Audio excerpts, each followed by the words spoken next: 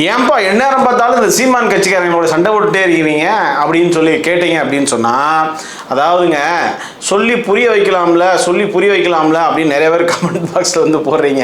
அவங்களுக்கு என்ன சொல்லி எப்படி புரிய வைக்கிறது? நீங்கள் என்ன சொன்னாலும் ரெடிமேடாக ஒரு பதில் வச்சுருப்பாங்க. ஏன்னா அவங்ககிட்ட பேசுகிறதே வேஸ்ட்டு. அவங்க லெவலுக்கு நம்மளால் இறங்கியும் பேசவும் முடியாது.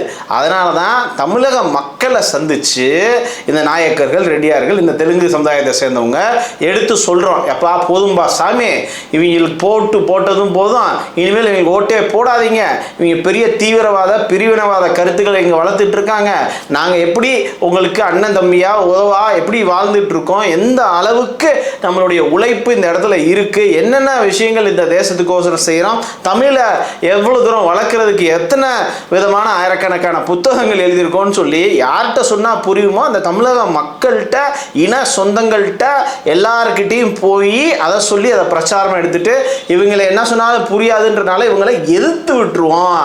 இது ஒண்ணுமே கிடையாது, சாதாரணமான விஷயம். மக்கள் நம் பக்கம், இவங்களை எதிர்த்து நாம பேச ஆரம்பிச்சு செஞ்சு விட்டுருவோம் அப்படின்ற மாதிரி தான் இந்த வேலையை செஞ்சுட்டு இருக்கோம்.